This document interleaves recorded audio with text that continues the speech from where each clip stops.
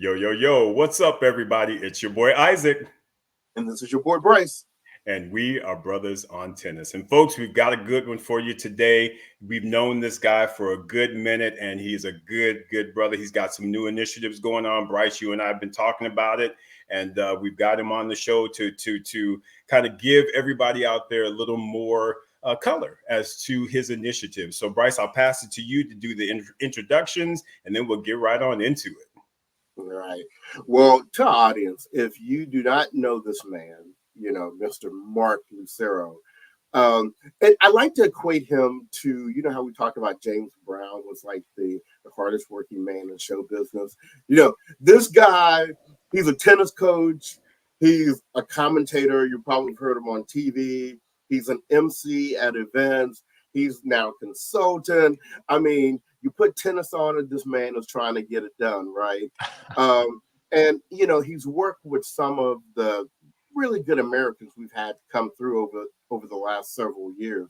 You probably have heard of some of these people: Ryan Harrison, Sam Querrey, NCAA God Stevie Johnson, and on the women's side, Shelby Rogers, Alison Riske, Nicole Gibbs, Genie Bouchard, and most recently, Amanada Anisimova. So he's had his hands in American tennis for a little while, and we're just really, really privileged to have him on our show today. So without any further ado, welcome Mr. Marc Lucero to Brothers on Tennis. Thanks, guys. Thanks for having me. And, big fan of what you guys do and who you guys spotlight in the community, not just in pro tennis, but, people that are involved in the game in different ways. And happy to be here. Excellent. Well, we are happy to have you, Marc. First and foremost, Marc, for anyone who doesn't know you, talk about your background. Just talk about how you came to the sport of tennis, either as a youth, high school, whatever the case may be. Give us a little bit of your backstory. Yeah, it's funny. As a kid, I played all the different sports. My favorite sport was soccer growing up. I played basketball. I played baseball. I did everything that kids do. And when we were coming up, we had a little more, I think, free flowing, youth than the kids do now. Whether we're playing in someone's backyard, playing in the street, playing in, parks, whatever it is. Things weren't quite as organized. But yeah, I played all the sports. And one day I saw this guy with long hair and jean shorts on TV, and I was like, I want to do that. It was it was Andre Agassi, and it's probably like 1989, and I told my mom that I would love to I want to do a tennis lesson or something, or I want to play tennis. And around that time, like some of my best friends from school, we all decided to take lessons together during the summer. Like we took this group lesson once a week. There were either 4 or 5 of us, my younger brother, and then a set of twins, and then this other guy, Michael Berger. I mean, I remember all these, and we, once a week we play with this pro at our club, and actually it wasn't at our club, at a club, and I really liked it. All of a sudden, after maybe a couple of months during the summer, I told my parents that I wanted to keep going, and my brother did too, and we just kept going, and it became this thing, that we did as a family. My dad got a hopper, and we'd get cans of balls, and he'd fill the hopper, and he'd kind of imitate what he saw the pros doing with us, and he'd hand toss us balls, and he learned to feed with the racket, and then we just started doing more things, and it grew really organically. And for a while, I was playing tennis and playing soccer together, and then eventually, I really found that I loved the individual part of the game, where everything was on me, and that kind of chase for that one well hit ball was all encompassing. And I think it was an exciting time to be a kid growing up playing, because you had Agassi, and you had a young Pete Sampras coming up, and there were so many great American players at that time. Like Todd Martin, David Wheaton. There was all kinds of Michael Chang, Jim Courier, so many players that we could kind of look up to and try to emulate. And that was kind of how I got started, in a real kind of real organic way, and then with friends. And it was almost like doing a team sport, because I was out there with my friends, in the beginning. And then I think that was kind of the initial hook. It wasn't super programmed, or it wasn't it kind of forced upon me. It was something that I did with friends, and then I gravitated towards. So how far did the tennis go? Did you play collegiate tennis? Did you go to the pro ranks? Yeah, I started playing tournaments maybe after playing maybe a year or two of tennis. Like I started playing some introductory, like some round robin tournaments in San Diego. They were called satellites. They were like 1 day events. Eventually, I transitioned to like the sanctioned tournaments, the USTA tournaments, and eventually I played at Boston College. We played in the Big East Conference. The best schools at the time, like Notre Dame was in our conference. They were a top 10 team senior year. Actually, at the French, I just ran into. I saw this guy named Casey Smith who like tuned me up in college, like pretty good. Like when we played my freshman year, we played Notre Dame. They were like the highest ranked team we played that year, and Casey like chopped me pretty good. And we had like become friends playing futures after school, and then I kind of kept track of each other via social media, but hadn't seen him since 2003, like when we were in like Central America. So it was like 21 years later, like he was at the French with his family, and I got to spend some time with him, and it was really, really fun. But yeah, I played at BC, and then after college, I played about a year of futures, and the writing was on the wall very quickly that my future was not in playing tennis, but maybe in doing something else, involved with tennis. I actually went to law school for a year after playing, and it wasn't for me. My heart really wasn't in it. I had kind of made an agreement with my dad that after playing, I would do something like that, and I kind of lived up to my end, and it just wasn't for me. And after about a year, I decided I wanted to take a kind of a U-turn, and I started coaching. I thought I would just do it for the summer because I was looking for something just to kind of buy me some time. And in buying time, I applied for a job at Princeton again, just to buy myself a little more time. And I ended up having a couple of good conversations with the head coach. And a couple of weeks later, I was on my way to recruit for Princeton at the girls' 18 nationals. Yeah, it was crazy. Wow. I remember agreeing to take the job and driving that same day to the University of San Diego to pick up the NCAA manual to take the recruiting test later that day, because I was flying out 2 days later. It was like this just whirlwind of a life transition, and it was great. It set me off on this this adventure that I'm super grateful to have undertaken. I guess my question for you, Marc, is in that transition of going from graduating to law school, then kind of into this realm of recruitment for tennis, what was the whole mindset, I guess, as you were going from the lawyer piece to the because that's wild to be recruited and literally be kind of thrust into going and scouting that quickly. Yeah, it was I stayed super attached to tennis when I was in law school. Like I was playing money tournaments in the weekends because I was still playing, I'm young, I'm still playing pretty well. So I was playing all the kinds of money tournaments in San Diego on the weekends. I was, I'd help a couple players here and there. Some of the guys that were playing at the University of San Diego, I went to law school at the University of San Diego Law School. And so some of the guys on the team at USD, I would hit with them during the week if I had time. So I was still kind of like, I had one foot in like the tennis world. And I think that kind of sort of made the transition from, being a student to getting into the coaching world, fairly easy. And, I think as tennis players, you always kind of have this sort of safety net of, if everything else fails, I can always like coach, you know what I mean? Like I can always teach people how to play tennis, because just the way that the tennis world is, people have a lot of respect for people that are good players. And even if you can't teach, like they still, I think they're wowed by playing credentials rather than teaching credentials in general. And that made the transition for me, like one that I saw as possible and plausible. So. Sure. So continuing with your transitions, how do you go from Princeton to coaching players on the tour?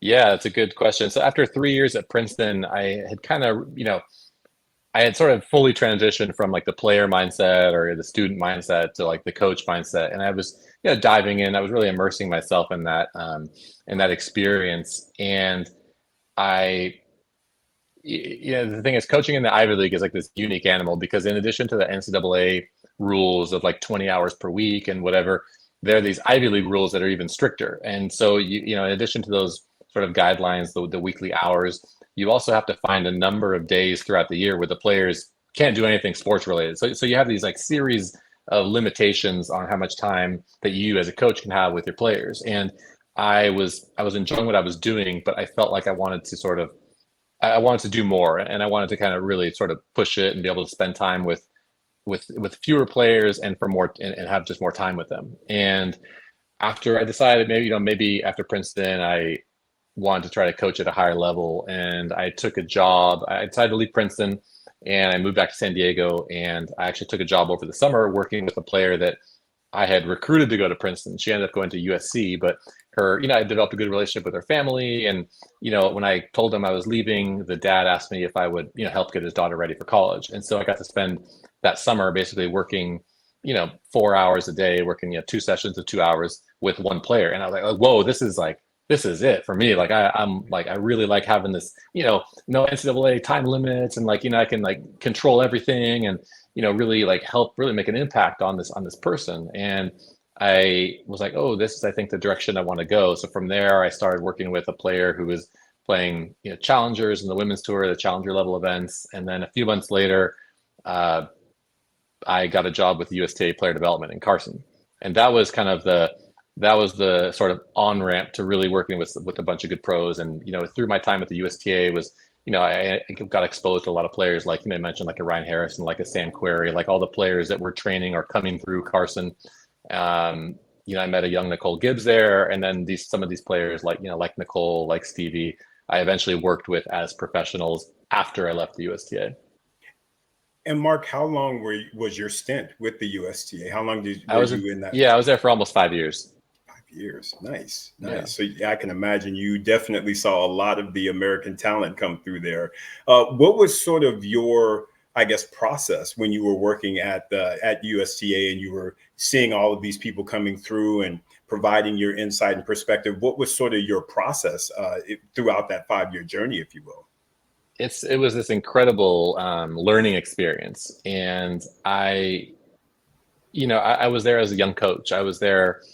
I'm trying to think how old I was when I went there, but I was a young pup compared to some of the people that, some of my peers, I guess, but the other, the national coaches that I was around, that I was assisting at, when I started there, were people like a Tom Gullickson, a former Davis Cup captain, former coach of, some incredible players. David Dank and David Roditi were there, who were unbelievable coaches. Ray Ruffles, who coached the Woodies, who coached so many good players. I was around these and Jose Higueras was all of our collective boss. And so I was around these coaches that I had, I grew up seeing them on TV, and it was like this master's level course, this PhD level course in tennis and in coaching. And we got to, every Monday we'd have a meeting, and we got to sit around and listen to these people dissect tennis. Lori McNeil was one of the coaches there. Listening to Lori and Ray Ruffles talk about, how to teach the backhand slice, from two of the best to have ever done it. It was incredible. And then, and watching, a Roger Smith or a Gully being like, yeah, it's a really good point. You're like a part of these, you're just a fly on the wall for these high level discussions. And then like, oh, Mark, what do you think? And I'm like, I'm not ready to contribute to this discussion. So it was really incredible. And just learning the nuances of the game, the attention to detail that these people kind of imparted on me, like the things that, that really matter, like how feeds matter, like when you're doing a drill, how, organizing a practice matters, all these things that had never really crossed my mind, or that maybe I had understood to be important, but I didn't understand the why.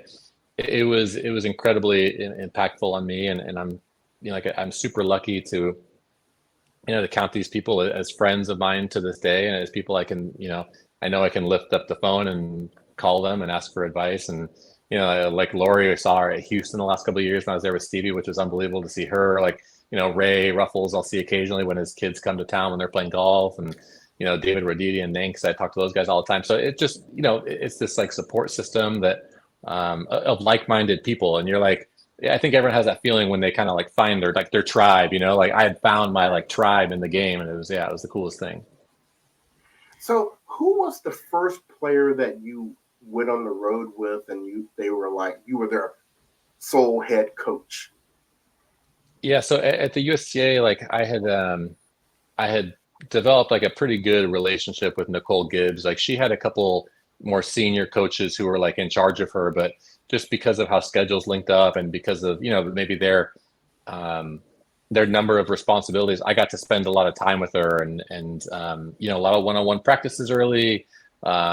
And I got to go like to one of my first, maybe probably my first experience with the USTA going to a tournament as the coach was with her, going to like a challenger, we went to like a challenger level event in Charleston. And so yeah, so she was like the first person that I got to like actually travel to an event with at the USTA.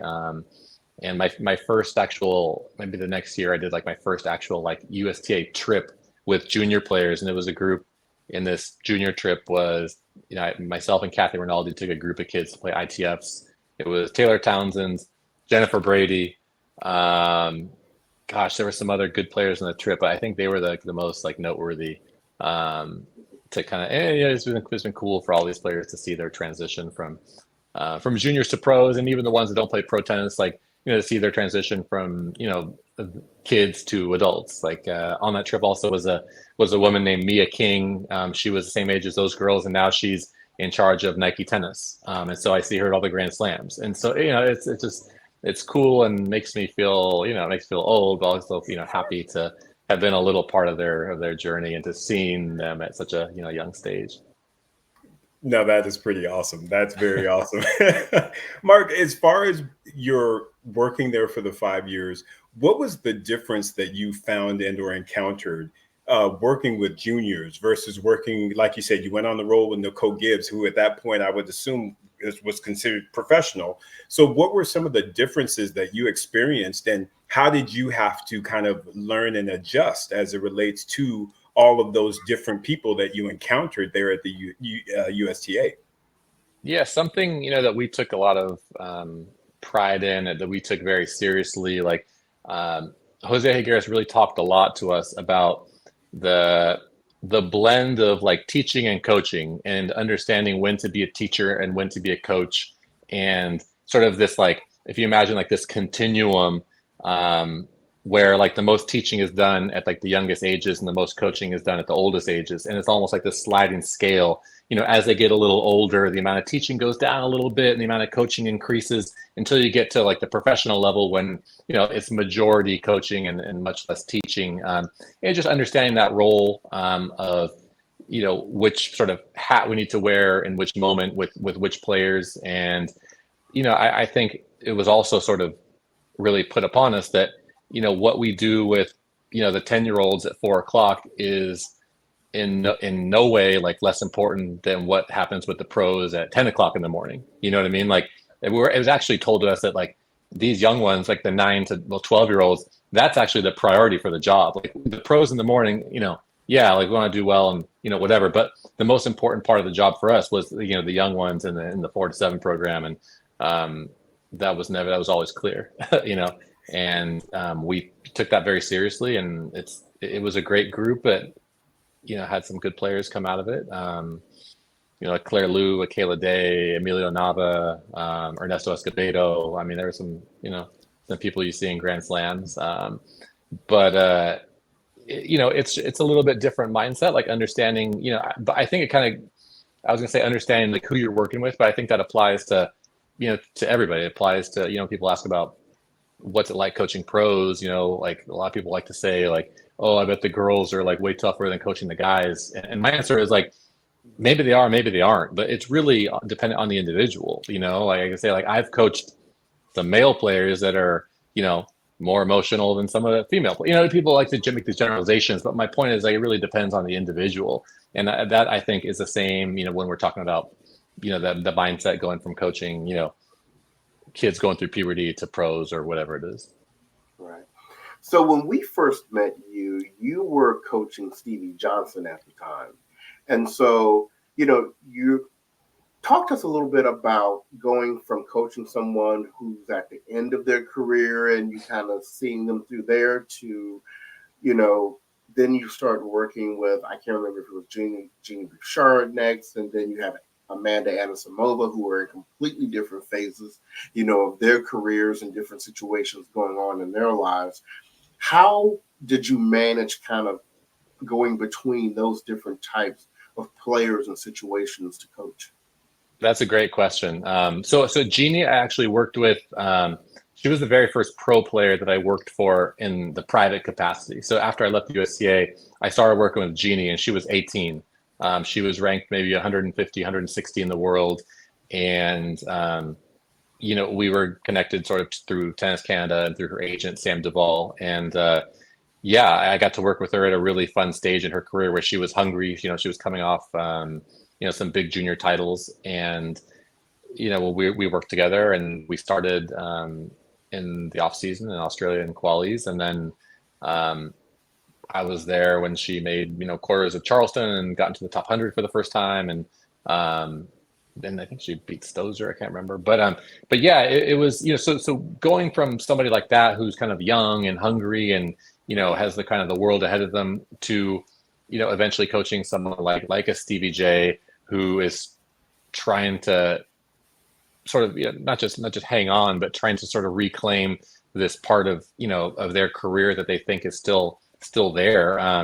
It's a totally different mindset and a totally different challenge, and it was the first time I'd ever worked with somebody that stage in their career, and it was really difficult because I think there's this element of seeing your sort of your athletic mortality very closely, and you try not to read into results both as a coach or as a player, but every loss is like is hitting you in the face and telling you like the game has passed you by, whether you feel that, whether you think whether it's real or not, because sometimes you just, a loss is just a loss, and sometimes a win is just a win, and you're like dying for these wins because you're dying for these signs that you're doing the right thing and that your work's paying off. And it was really grueling and gut wrenching at the end. And it's a real bummer because there are some moments like where Steve played some really, really good tennis. The Indian Wells Challenger in 2020, right before the world shut down, he beat a bunch of good players, like pretty like handily. He beat a Taro Daniel, like chopped him up. He beat a Mitchell Kruger, he beat a Jack Sock, and he beat somebody else, like a bunch of really good wins back to back. And I'm like, okay, like, and won that tournament at the 125 event. I'm like, okay, this guy is like, we're making some moves. And then, and the world shut down and whatever. And then, the following year he had some pretty good wins, but, really like beat a Francis at the French, and, just all like these good wins, but didn't quite have the consistency week to week. Like played really well in the Grand Slams, but didn't quite have the consistency week to week on tour, losing a lot of really close matches that, they really take a lot out of you. Like I said, when you're looking for signs that you're doing the right thing, signs that you should still be out here playing. And it was really, really hard. And I can't imagine, knowing how I felt, because it was really, really hard on me, I can only imagine, what it felt like for him to be in those shoes. I can see on the outside, like what it was doing to him, but, truly what it was like on the inside, I can only imagine. And I give, players that go through those things, and I've actually said this to a couple of players to Genie a couple of years ago, I think it takes a lot of guts to continue to put yourself out there and to continue to fall short. I think it's like a sign of like a really high level of character, which I think is really important, because it's easy to like take a risk and go out there and like win and like it pays off and you're like, yeah, like, there was no downside. But to go out there and continue to sort of get knocked down and to keep putting yourself in that vulnerable position, I think takes a lot of guts. And I think it should be acknowledged, Dick, when it's there. So I try to remember that as a coach to do that. Absolutely. I mean, talking of Stevie Johnson, would you expect nothing less from him? That guy is quality. So I'm curious, Mark, thinking about when you were involved with Stevie right before the pandemic, and kind of tying this into kind of your initiative of what you're kicking off, what you've kicked off now. What did you do during that shutdown that allowed you to continue to, engage and I guess push the agenda, if you will, with Stevie through that shutdown period? Yeah, we talked a lot. He didn't hit very many tennis balls for a little while. I mean, you guys should have been there for like the first time we hit. Like it was, we found this private court in Palos Verdes, and we go out there with like, dude, like, those bottles of like wipes, like gloves, the whole thing. We're like wiping down the bench, and everything. And and we hit, and it was the first time that we had probably hit since Indian Wells, probably like 45 or 50 days later. And he's playing with his rackets that were strung in Indian Wells. He plays with half gut, and so if you know what happens to gut, I mean, we're like fencing balls. We're like so bad. It was comical. We were both like laughing because it was so funny. And but anyway, to answer your question, over the break, I was like, how can I be productive? Because we didn't know when tennis was going to come back, and so one of the things I did was I got with some of the people at the USTA who do the video for them, and I said, hey guys, I want I want to look at all of Stevie's returns for the last couple seasons. I want to know his winning percentage when he chips his backhand return. I want to know his winning percentage when he comes over his backhand return. And I want it broken down for first and second serve returns. Because my feeling was when he chipped his return in the backhand, that he made a lot of returns, but he did so much running and he wouldn't win that. And I thought he didn't win enough points. He wouldn't get much payoff for like making returns. My gut was telling me that when he came over his backhand return, he might miss some more, but it might get him ahead in the point on enough points where, like the percentages will work out. And so I decided to start working on this project, and the USTA guys like Jeff Russell and Dave Ramos were like, yeah, that's a good idea. And so we started like diving into the data and started making some playlists, to show Steve.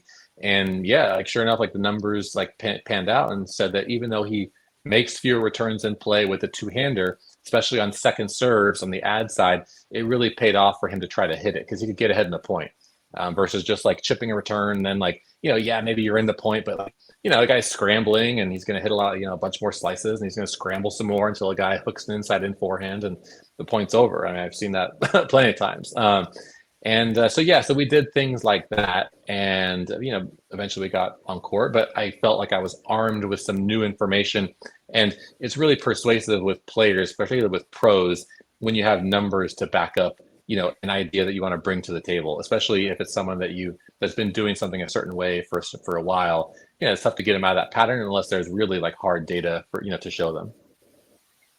And so continuing on that line of thought, so you as just a coach, right? You make a decision at some point that I'm going to start to expand this, right?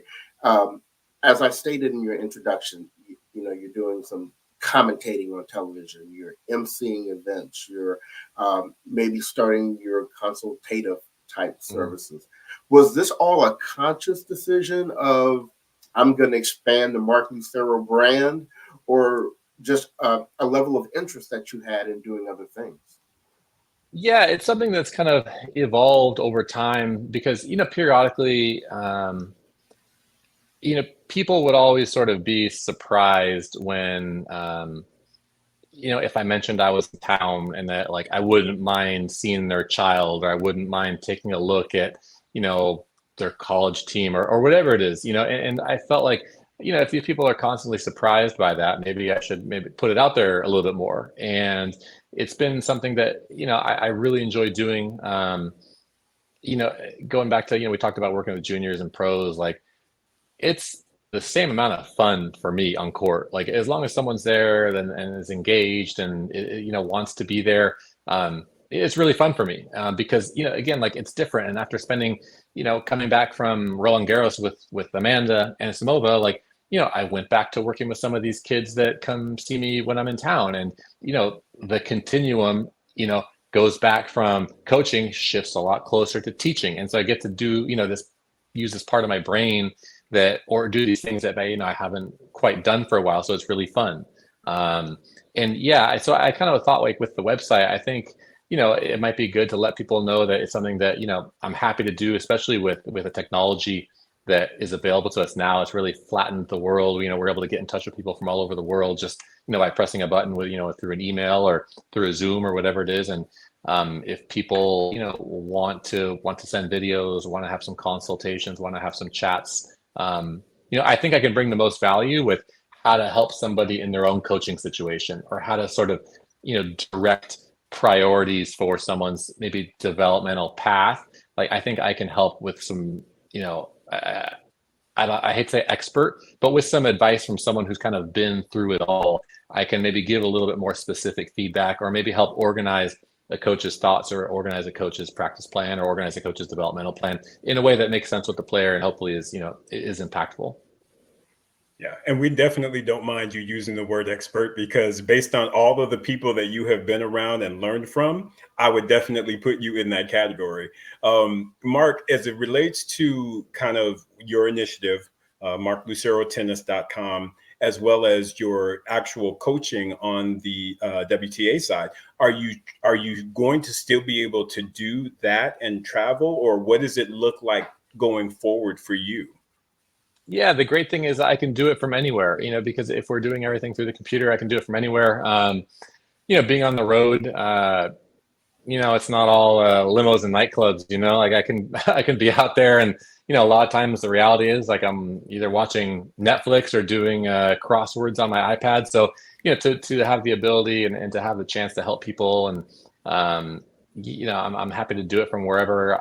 Right now I feel like I'm in this kind of transition stage, and I'm not sure how much is left in me to be back on the road. And I think like right now, like the reality is like the cost is really high to my family, and I want to be present and a contributing member. So yeah, like they're kind of like my priority right now, and this kind of thing. Like I said, I think it's a chance for me to sort of scale my impact. And, I love working with coaches. I love talking tennis with coaches. I love spending time with college coaches, with high school coaches, with really anyone, like I said, that's open-minded. And, I'm just trying to think of outside the box ways to help people, and to do what other people have done for me, like throughout my career. And, I never forget that, like, I didn't just become this way. There were so many people who picked up my calls, or who would take me up on lunch or whatever it is when I was just starting. And even there's still people that I will call now, and they'll still pick up the phone. And again, I don't forget that, and I'm grateful for that. So what would you say to the person that is either watching or listening to this and is interested in going to MarcLuceroTennis.com, but they're like, I don't know that I should be reaching out to a professional tennis coach. What would you say to those people? One of my old colleagues put it best. He said that if someone gave you a bad haircut, would you keep going to that person? And he thinks it happens in tennis all the time. You know what I mean? So like, I think, if you want a good haircut, or you want to talk to someone who knows how to cut hair, find the link, shoot me an email, and then we can talk about how I can help. And, I'm not trying to, replace anybody's coach, but, if I can provide a little bit of guidance on the way, and, a little bit of feedback, like I'm really happy to do it. And, the fact is, I want to do it. I want to, it's way more fun for me to help a lot of people than it is just to help one person. No, that is well said. And Marc, in general, are there other things that are kind of going on that you kind of want to share with our listeners and viewers? Other things, related to MarcLuceroTennis.com or other? Yeah, I'm excited for the summer. I'll be at the U.S. Open doing television. I've been doing another consulting project that's U.S. Open related that I'm really excited about. And I'm excited, for what's ahead for First Break, which, as you guys know, is a nonprofit that I co-founded along with with Rick Bukta. First Break is a program that does tennis education for kids in the Carson and Compton and Gardena areas of LA. And we have summer camps going right now. We have kids in junior team tennis. I just saw actually one of our little guys who was playing in the semifinals of this clay court tournament in Irvine. This young guy, Camden, who's really, really good, and just loves the game, loves to compete. I mean, he's like an animal out there, just like, hacking forehands out of the corner and grinding. And like the best part of it, like, his opponent hit a shot by him. He's like, man, good shot. Like unbelievable competitor with a great attitude. And that makes me really happy. So yeah, so just doing trying to focus on First Break. We have some exciting stuff coming up later this summer. Like we've had a great partnership the last couple of years with the Laureus Foundation for Sport through Naomi Osaka and her play. nonprofit, that initiative, Naomi and her agent Stuart, do good. They've been really, really supportive of us, and we're lucky to have partners. And again, like, you guys came to our event in December. Like, it was so awesome to have you guys there. And the pro players and the people in tennis that come out for our event, like, it's absolutely incredible. And we're so lucky to have these people like that say yes. Like, when we ask, hey, can you come out for the kids? They say yes. And it makes what we do really, really fun, because we have this, this group of people behind us. We're not out there doing like a one-man show, but we have this community behind us that, is trying to do what we want to do, which is, impact people and, provide people with opportunity. The game has done so much for myself, and the game has done so much for, my partner, Rick, taking us places we never could have imagined. And, if we can help a couple people and, impact some lives that way, like, our motto is creating champions in life. That's what we want to do. Jerome Jones kind of leads the charge for us as our executive director. Like, Jerome is like an OG in the tennis world. And, we're so lucky to have him. We just have this awesome team, and it makes me so happy thinking about it. Yeah, First Break is awesome. And shout out to Jerome and Rick. We love both of those guys. Well, Mark, we've got to take it off of tennis for a second, because one of the things, Brothers on Tennis loves, that I know you love as well, is music. And I know you love that old school. So who are you listening to these days? So funny, man. So, well, first I got my daughter's Encanto record is right here. But I got to put that aside. I got my stack right here. You know what time it is. Come on, yes. Come on, Mark. Yes. And then right here. Oh, that's the way of the world. Yes. What? EWF, yes. All day. Yep. All day. Yep. And when I go to the gym, I got the playlist with Kendrick Lamar and some of these new guys. And I used to see him at the coffee shop when I was up in Manhattan Beach. Actually, I saw him at this place called Two Guns for the first time, and I was like, "Whoa!" Like, I don't get starstruck too often, but seeing like Kendrick Lamar, I was like, "Whoa!"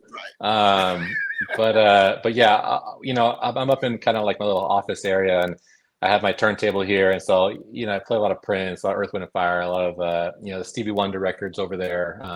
So I like to play those guys. I like to play those things.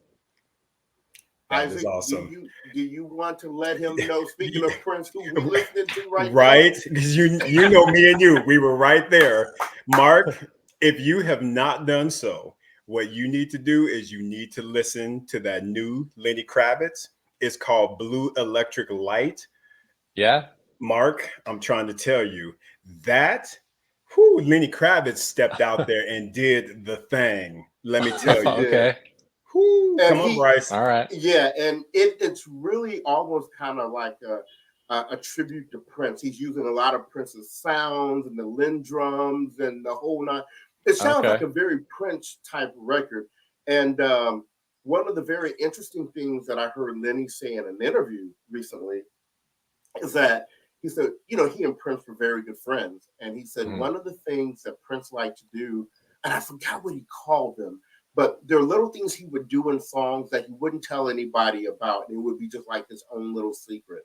And Lenny said there are a couple of Prince songs where it's Lenny singing the background vocals, not Prince. And he said he's not mixed with anybody. It's 100% Lenny, because they had a lot of similarities in their vocal style. And so, but he wouldn't say which songs they are. So it makes me want to go back to Prince's entire catalog, because he said if you know, then you're like, that's Lenny. I can tell that's Lenny, but I don't know what those are. But please, Blue Electric Light. I don't know we're not getting any money for promoting this CD, but if you are a Prince fan, it is fire. All right, I'm gonna dial it up. Yeah. Yes. So before we go, Mark, any other things you want to share or talk about? Yeah, just if people want to learn more, check out the website, marclucerotennis.com, or, hit me up on, Instagram. Check out the Instagram. I'm trying to push a little more content these days. It's just the way of the world. I think those are the two best avenues for people. And, I think people should, should feel free to reach out. I love to talk tennis. I love to, I love to help people that are interested. And, I think too, like, I think there's a lot of unique ways like to sort of be impactful. And if people have like special events that they're trying to do, if people want to do some kind of one-off things, at their club or at their park or whatever, where, they want to maybe bring a coach out or, do something for the kids or do something for, whatever, like a ladies league, let's talk about it. I think that there's ways we can make things, things cool and things fun. And, I can always rope in some of my friends too, to come out, and do these things. So, I'm all for doing, doing different things, in tennis. Like tennis is kind of, it's been stuck in its ways for so long. And, I'm not a country club guy. Like I'm not a silver spoon guy. Like, I want to do things that are kind of a little different and, make the, help the game look more like us. That's really important for me. And, it's something that, is always going to be important. Love that, Marc. Love that. And like I said, we're always on the same page. We will do all that we can to help promote this and push this because, again, we know you, we know how a quality a person you are. So, yeah, definitely, we will do all we can to support you for sure. No, I appreciate it. You guys are the best, man. I mean, I feel grateful that, we met and, I knew like we'd be friends like from the very beginning, so yeah, exactly. I feel grateful. All right. Well, thank you for taking the time today. And everyone, remember, MarcLuceroTennis.com. Check it out. So on behalf of the podcast, this has been your boy, Bryce. And this is your boy, Isaac. And we are Brothers on Tennis. Everyone, be well.